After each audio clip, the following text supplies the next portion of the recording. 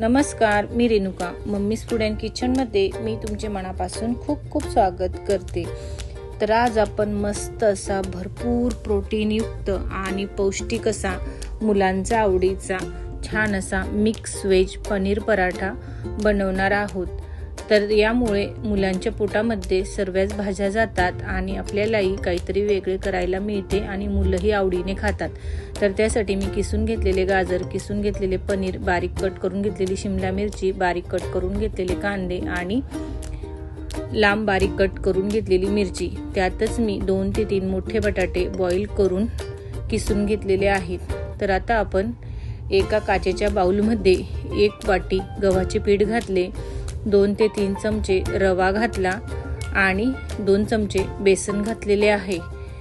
तर बेसन आणि रवा ऑप्शनल आहे, तुम्हाला फक्त गव्हाचे पीठ घालायचे असेल तेही तुम्ही घालू शकतात. यामध्ये थोडी मस्त कस्तुरी मेथी क्रश करून घातली आणि कोथिंबीर, चवीनुसार मीठही घालून घेतले आणि मस्त असे खस्ता पराठे होण्यासाठी छान असे चवीला अप्रतिम लागण्यासाठी त्यामध्ये 2 चमचा साजूक तूपही घालून घेतलेले आहे.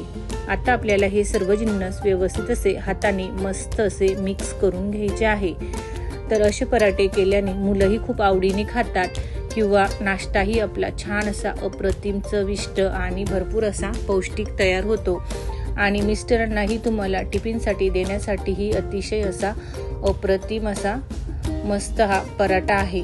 तर आता सर्व जिन्नस व्यवस्थित आपण मिक्स करून घेतले आणि आता लागेल तसे हळूहळू आपल्याला यामध्ये पाणी मिक्स करून छान असा याचा डो बनवून घ्यायचा आहे. तर पाणी एकाच वेळी न घालता आधी आपल्याला फक्त व्यवस्थित असे हे पीठ मिक्स करून घ्यायचे आणि मग लागेल तसे थोडे थोडे घालून आपल्याला पाणी घालून मस्त असा याचा डो छान असा स्मूथली तयार करून घ्यायचा आहे.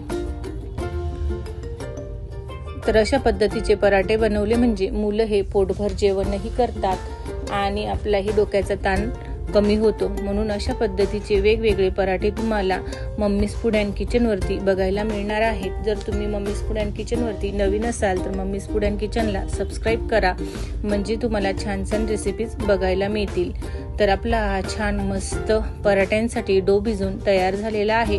आता आपण हे 10 मिनिटांसाठी छान असे पीठ मुरवून घेऊया. तर त्यामध्ये लागणारे आपण आता सारण तयार करून घेऊया. तर एका पॅन मध्ये मी तेल गरम करून घेतले. तेल छान गरम झाले की त्यातच आपल्याला मस्त जिऱ्याचा तडका द्यायचा आहे आणि बारीक कट करून घेतलेली हिरवी मिरची आणि जिरे आपल्याला मस्त असे थोडे अर्धा मिनिटभर परतून घ्यायचे आणि त्यातच आपल्याला कांदाही घालून घ्यायचा आहे. तर कांदेही मस्त असे मी 2 मोठे कांदे घेतलेले आहेत आणि बारीक कट करून घेतले. तर तुमच्याकडे किती मेंबर्स आहेत त्या पद्धतीने तुम्ही ह्या भाज्या कमी जास्त करू शकतात. जर तुम्हाला भाज्या आवडत नसतील तर तुम्ही फक्त बटाटे आणि पनीर घालूनही हे पराठे बनवू शकतात. तर इथे मी 1 चमचा धनपूड घेतली आणि अर्धा चमचा हळद घेतलेली आहे. तर आता आपण यामध्ये शिमला मिरची ही मिक्स करून घेणार आहोत. शिमला मिरची थोडी आपल्याला बारीक कट करायची आहे, म्हणजे हे पराठे लाटताना फाटत नाही. तर त्याच पद्धतीने आता मी हे गाजरचा किसही यामध्ये घालून घेतलेला आहे. जर तुम्हाला गाजर किसायचे नसेल तर तुम्ही छान असे बारीक यांना चॉप करू शकतात. तर मी व्यवस्थित असे किस करून घेतला, कारण आपले पराठे मस्त असे दिसायलाही छान दिसतात आणि लाटताना पराठे आपले फाटतही नाही. थोडीशी मेहनत पुरते पण मस्त असे आपले छान पराठे अप्रतिम असे बनतात. तर अशाच पद्धतीने आपल्याला आता मिनिटभर छान अशा या भाज्या व्यवस्थित अशा परतून घ्यायच्या आणि त्यामध्ये आपल्याला चवीनुसार मीठ घालून घ्यायचे आहे. तर मीठ आपल्याला बेताचेच घालायचे आहे, कारण आपण डो तयार करताना त्यामध्येही मीठ घातलेले आहे. तर आता इथे मी बॉईल करून घेतलेले बटाटे मस्त असे किसून घेतलेले होते, म्हणजे किसून घेतले की छान असे यातल्या गुठळ्या निघून जातात आणि पराठाही आपला मस्त बनतो. तर बघू शकतात मी थोडी मेहनत घेतलेली आहे हे पराठे करताना, पण तुम्ही पुढे बघू शकतात की आपले पराठे किती छान असे बनलेले आहेत. आता आपल्याला इथे पनीरचा किस करून घेतलेला तोही यामध्ये घालून घ्यायचा आहे. पनीरही यामध्ये ऑप्शनल आहे. जर तुम्हाला इथे ज्या गोष्टी आवडत नसतील त्या तुम्ही इथे स्किप करू शकतात, पण इथे सर्व जिन्नस भरपूर असे प्रोटीनयुक्त आहे, म्हणून मी इथे सर्व जिन्नस घालण्याचा प्रयत्न केलेला आहे.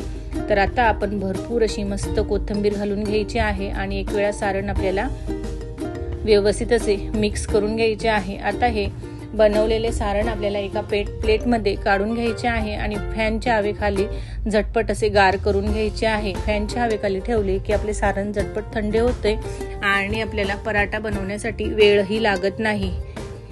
तर आपल्याला आता हे सारण एका प्लेटमध्ये काढून थोडे आपल्याला मोकळे करून घ्यायचे आहे। तर गरम सारण हे पराठा बनवण्यासाठी वापरले तर पराठा हा पसरला जातो आणि पराठाही व्यवस्थित असा लाटला जात नाही।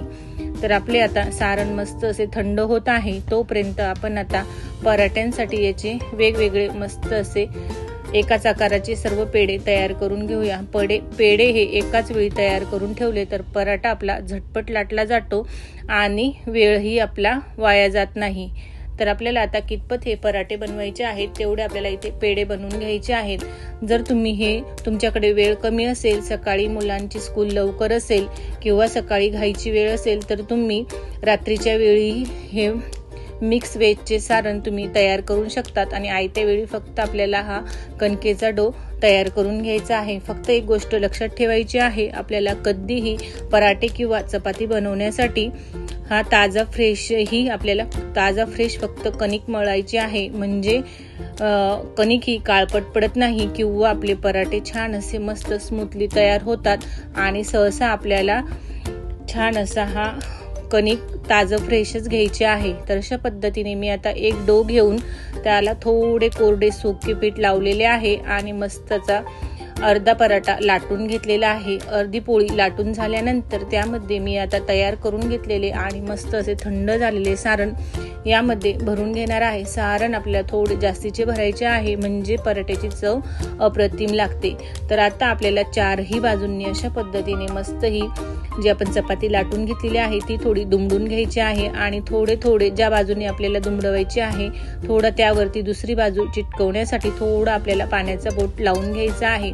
तर आपण दोनही साइड एक व्यवस्थित असे दुमडून घेतल्या। आता त्याच पद्धतीने पाणी लावून आपल्याला चारही साइड व्यवस्थित अशा दुमडून घ्यायच्या आहेत, म्हणजे आपल्याला हा मस्त थोडासा वेगळा काहीतरी दिसण्यासाठी मी पराठा थोडा चौकोनी आणि लांबट आकाराचा लाटून घेणार आहे, म्हणजे मुलांना थोडे काहीतरी वेगळे दिसले तर ते आवडीनेही खातात।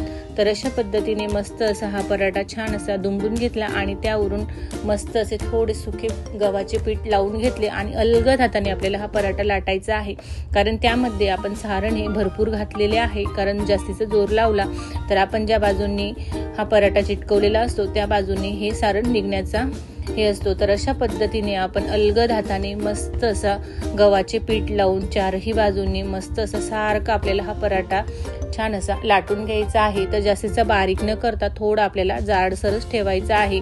तर आधी मी तवा व्यवस्थित असा गरम करून घेतलेला आहे आणि त्यावरून मस्त असे साजूक तूप लावून आता मंद ते मध्यम आचेवरती खरपूस रंगाचा होईपर्यंत आपल्याला हा पराठा छान असा शेकून घ्यायचा आहे। तर तव्यावरती हे आधी मी तूप घातलेले आहे आणि आता वरच्या साईडलाही अशा पद्धतीने मस्त असे छान असे तुपाने ग्रीस करून घेतलेला पराठा मस्त असा पलटवून घेतलेला आहे। तर बघू शकतात मस्त असा अप्रतिम दिसणारा पराठा आपल्याला आता अलटून पलटून दोनही साईडने मस्त असा मंद ते मध्यम आचेवरती छान असा शेकून घ्यायचा आहे।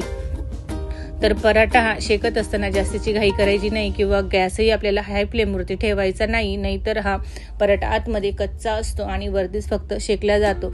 तर अशा पद्धतीने गरमागरम मस्त असा मिक्स व्हेज पनीर पराठा आपला झटपट असा छान असा तयार झालेला आहे।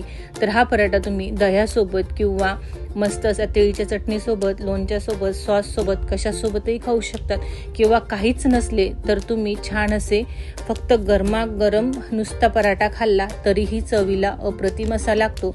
तर मी इथे साजूक तुपाचा वापर केलेला आहे पराठे शेकत असताना, तर तुम्ही तेलाचा वापर केला तरीही चालणार आहे किंवा बटरचा वापर केला तरीही चालतो, पण मी इथे भरपूर सर्वच जिन्नस पौष्टिक वापरण्याचा प्रयत्न केलेला आहे। तर अशा पद्धतीचा मिक्स व्हेज पनीर पराठा तुम्हीही नक्कीच बनवून बघा आणि मम्मीज फूड अँड किचनला लाईक करा, शेअर करा, कमेंट करा, सबस्क्राईब करा, शेजारचे बेल आयकॉनचे बटनही दाबा। खात रहा, मस्त रहा। धन्यवाद।